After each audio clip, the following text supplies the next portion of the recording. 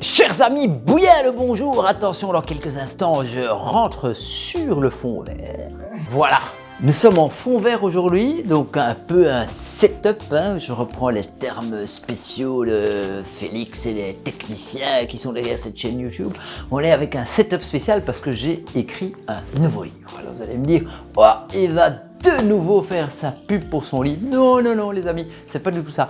Dans ce livre, on parle notamment de quoi? On parle de l'histoire de la vigne au 19e siècle. Et je suis persuadé que vous ne connaissez pas l'histoire de la vigne au 19e siècle. Et donc, si vous en êtes d'accord, on va passer en revue ensemble cette histoire. Le 19e siècle, pour la vigne, c'est splendeur et misère. Non pas les courtisanes, ça c'était Balzac, mais splendeur et misère du vignoble français.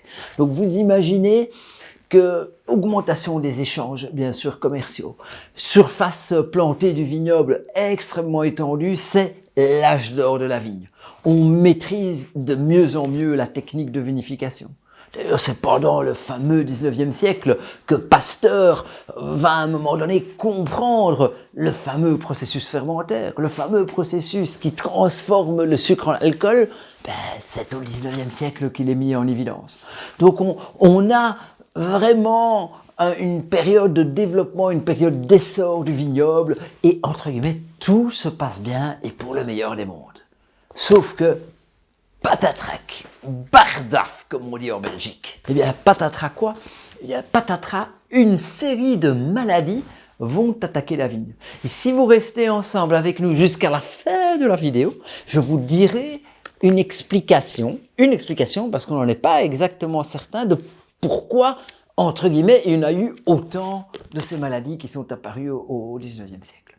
D'abord, en 1830, apparaît une chenille de papillons qu'on appelle la pyrale de la vigne. Alors la pyrale de la vigne, ça va commencer déjà un peu à attaquer le vignoble. Et puis, quelques années après, en 1850 et puis en 1870, apparaissent deux autres affections cryptogamiques, l'oïdium et le mildiou. L'oïdium, qui donc apparaît, comme on l'a vu en 1850, c'est en fait une affection qu'on appelle cryptogamique. Donc c'est un cryptogame, c'est un champignon qui va attaquer la vigne. Bon alors, champignon, vous savez qu'aujourd'hui, il y a une discussion, mais on pense que les champignons, c'est une forme d'ordre presque intermédiaire entre l'ordre végétal et l'ordre animal. Enfin bon, ceci nous éloigne un peu du sujet. On l'appelle aussi la maladie du blanc, l'oïdium. Pas parce que c'est le petit coup de blanc, hein, mais c'est parce que les feuilles de vigne notamment prennent un petit duvet blanc. Alors on peut soigner, ou en tout cas on peut aider la vigne à combattre le cryptogame, à combattre le champignon, par exemple grâce à des traitements à base de soufre. Ah oui, bien sûr, on dit oui mais le soufre c'est mal. Oui, mais bon, voilà, à un moment donné, on va utiliser le soufre pour combattre l'oïdium. Si par contre vous dites oui, non, mais vraiment le soufre je veux pas, il y a des traitements un peu plus naturels entre guillemets. Il y a du bicarbonate de soude ou du bicarbonate de potassium. Il y a aussi des traitements à base d'eau de javel. Certains disent que c'est un peu moins efficace. Mais donc voilà, vous savez que vous pourriez éventuellement combattre l'oïdium en aspergeant, bien sûr, pas des hectolitres, hein, mais en aspergeant un peu d'eau de javel ou de l'eau de javel diluée sur la vigne afin d'attaquer le champignon. À partir de 1870, alors apparaît une autre affection, certains disent 1878 très précisément, c'est ce qu'on appelle le mildiou. Alors le mildiou était une affection qui n'est pas entre guillemets spécifique à la vigne.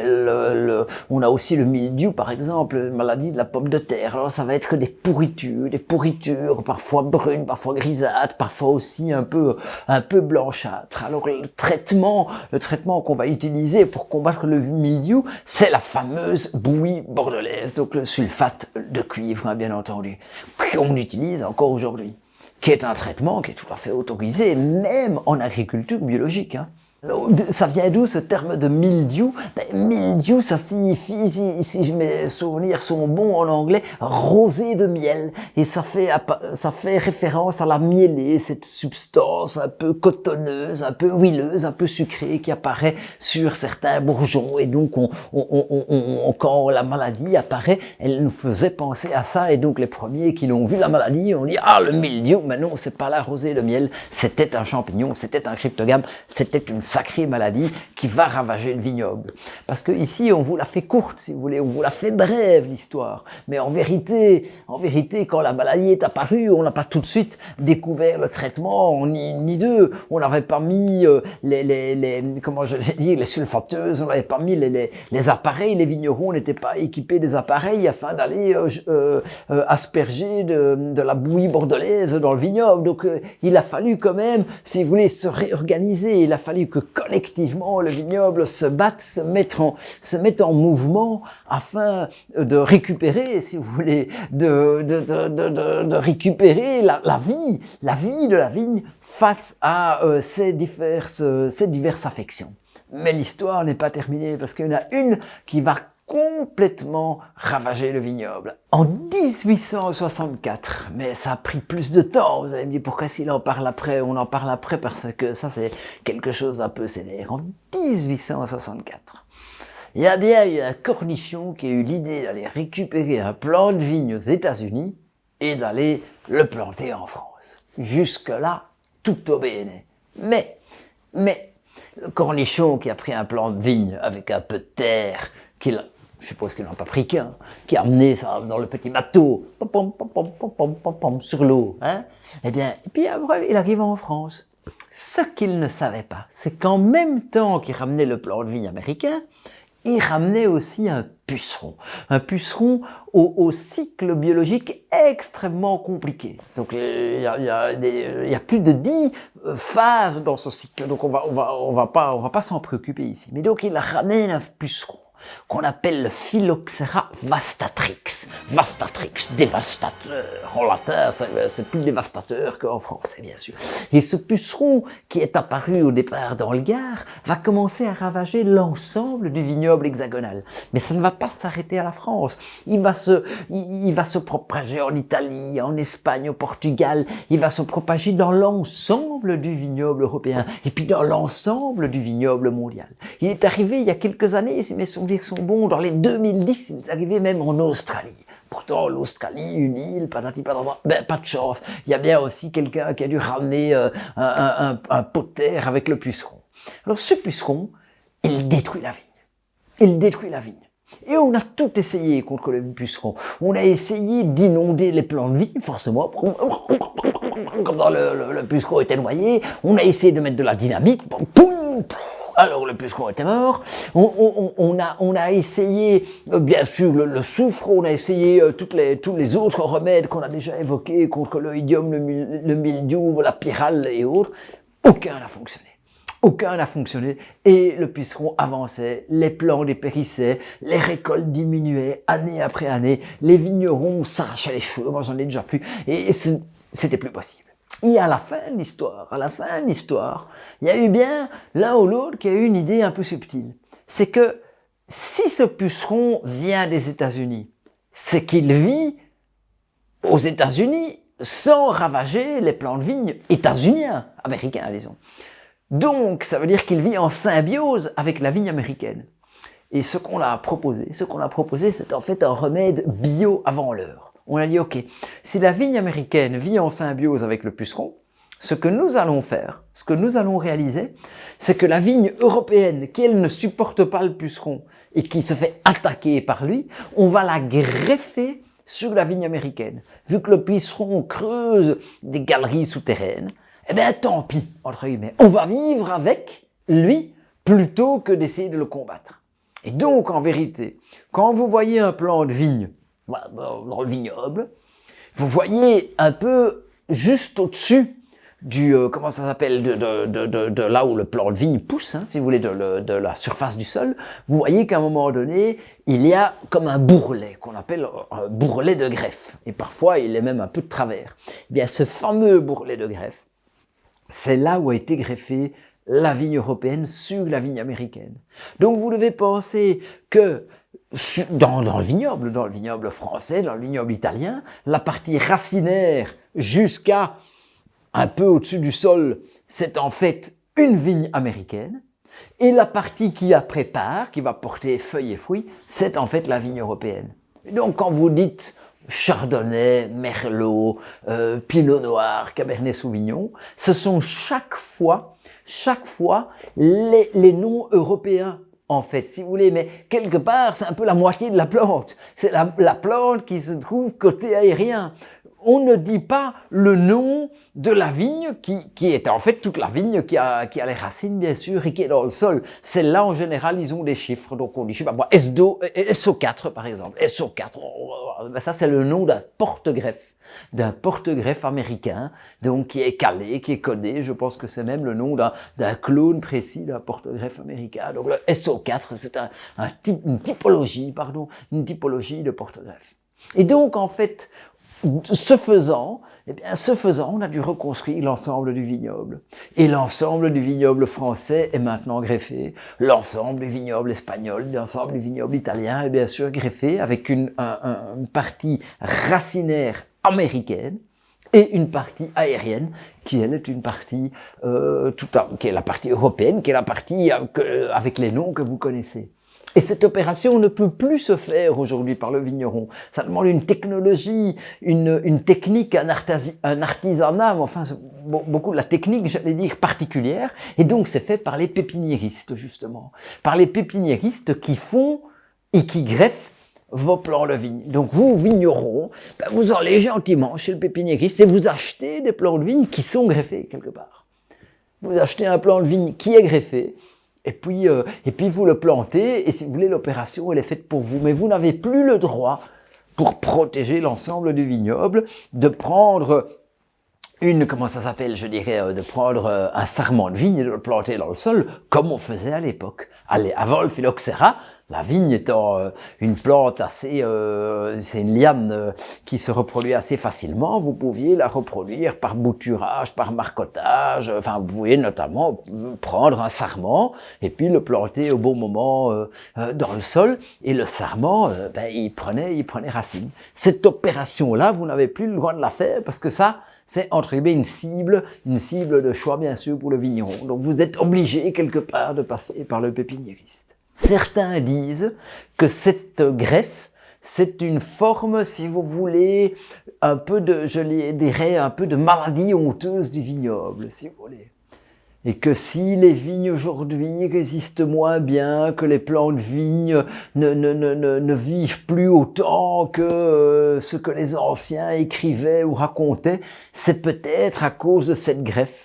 Parce que les greffes qui sont faites par les pépiniéristes, entre guillemets, industriels, qu'on appelle les greffes oméga notamment, sont des greffes assez sauvages, disons, assez méchantes pour la vigne.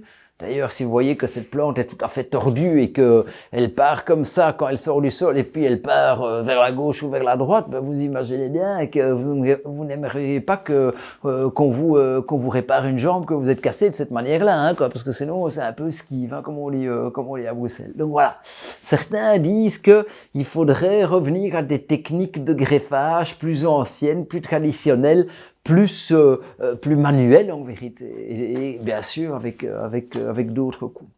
Et je vous avais promis qu'à la fin de la vidéo, on allait donner une explication sur d'où venaient tous ces problèmes. Alors, une des possibilités,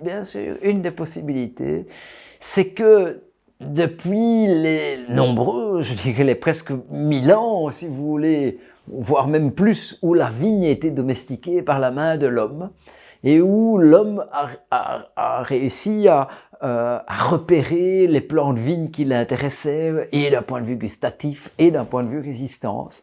Certains disent, mais de nouveau un peu dans les spéculations, qu'en vérité, la technique qui consiste à reproduire la vigne en sélectionnant, si vous voulez, certains plants, elle l'a rendu un peu fragile, si vous voulez. On a perdu quelque part une forme de diversité génétique, une forme et que donc c'est pas un hasard que à un moment donné, cette vigne qui bien sûr donnait du bon vin, mais à un moment donné affaiblie par rapport aux agressions extérieures, le fameux 19e siècle dont on parlait, s'est prise coup sur coup, plein de claques, plein de maladies. C'est qu'on l'avait un peu amené jusqu'au bout, ou jusqu'à un bout de course, Je veux dire, bon, voilà, un peu comme les rois de France, qui à un moment donné étaient aussi un peu bizarre, quoi. Je veux dire, à force de se reproduire entre eux. Enfin, je sais pas si on peut dire ça, enfin bon. Ça veut dire, on a aussi un roi en Belgique, donc bon, voilà. Prudence, voilà. C'est un peu compris l'idée. Et pourquoi je vous cause de tout ceci? Mais parce que j'ai écrit un livre. Et comme je vous le disais, ben voilà, je vous ai pas simplement vendu la soupe de mon livre, je vous ai expliqué l'une ou l'autre chose. Pourquoi? Parce que dans ce livre, j'essaye, modestement, de raconter, d'apprendre l'une ou l'autre chose sur le vin. Et ce livre, c'est quoi? Ben, c'est à la recherche du vin perdu. Un peu une allusion à Marcel, hein. Et c'est un livre dont vous êtes le héros. Ah ah! Et vous voulez en savoir plus sur le livre dont vous êtes le héros? Eh bien, ne coupez pas, parce que la vidéo arrive. Chers amis, j'ai écrit un livre. Ça parle d'un moine. Alors c'est un moine qui en a marre de faire le bien, donc il fait le mal, c'est logique. Le fonctionnement d'un livre dont vous êtes le héros, ben c'est assez simple. C'est que vous avez eu une explication de là où vous êtes et des différentes options qui vous sont ouvertes. Et en fonction justement de l'option que vous prenez, vous allez sur tel et tel chapitre. Vous construisez votre aventure pas à pas. Alors ici, ce moine, il a barboté le manuscrit. Barboter, oui, c'est un terme argotique, hein. Barboter, ça veut dire, hop, subtiliser. Fini, chapardé, il n'y a plus de manuscrit. Quel manuscrit? Mais le manuscrit pour faire le vin, pardi, c'est quand même un livre un peu sous le pinard, ça s'appelle À la quête, à la recherche du vin perdu. Je ne connais pas mon propre titre, bien sûr, c'est une petite allusion proustienne, hein, je dirais. Ah, bien, nous avons fait ici À la recherche du vin perdu. Donc vous devez récupérer le manuscrit qu'a subtilisé le moine qui est devenu méchant avant qu'il était bon. Et donc, dans les terres oubliées, il n'y a plus de pinard. Les terres oubliées, c'est là où se passe l'aventure. Donc, vous êtes dans les terres oubliées. Vous êtes un aventurier, vous êtes une aventurière des terres oubliées. Il n'y a plus de vin. Il n'y a plus de vin bon, plus de vin mauvais, plus de vin moyen. Enfin, c'est la catastrophe. La catastrophe. Un monde sans vin, je l'ai compris, ça ne va pas du tout. Donc, votre mission, si toutefois vous l'acceptez, est de récupérer le manuscrit. Pas lui, le manuscrit du moine. Et puis alors, vous avez plein d'énigmes, vous devez aller d'un endroit à l'autre, résoudre les mystères. Et attention, parce qu'il y a 3 astuces. Astuce numéro 1, il y a un labyrinthe. Il y a un labyrinthe complexe. Moi-même, je m'y suis déjà perdu quand j'ai refait l'aventure. Donc c'est pour vous dire qu'il y a moyen de se planter. Voilà, comme ça vous le savez. Si vous n'aimez pas les labyrinthes, faites contre mauvaise fortune, bon cœur, et achetez le livre quand même. Merci. Astuce numéro 2, c'est qu'en fait, ce n'est pas que un jeu. C'est aussi de temps en temps pour vous apprendre l'une ou l'autre chose sur le pinard. Donc vous avez à la fin du livre les solutions des énigmes, les solutions de toutes les histoires qui sont racontées sur le vin. Donc vous pourrez en fait apprendre des petites choses sur le vin. Et astuce numéro 3 les amis, ça c'est un peu de l'intelligence ultimate. Vous devez utiliser des dés. Vous faites comment? Vous êtes dans le train, vous êtes dans le bus, vous êtes aux toilettes, vous lisez le livre, pas de dés. En bas de chaque page, il y a 2 petits dés imprimés comme au bon vieux temps. Et donc vous feuilletez le livre, vous vous arrêtez sur une page au hasard, vous regardez 1, 3. Aussi simple que bonjour, hein, que 2 et 2 font 4. Hein. Et c'est plus fort que du coq fort. Ça c'est quand même du concept. En conclusion, vous ne le savez pas encore, mais j'ai écrit un livre.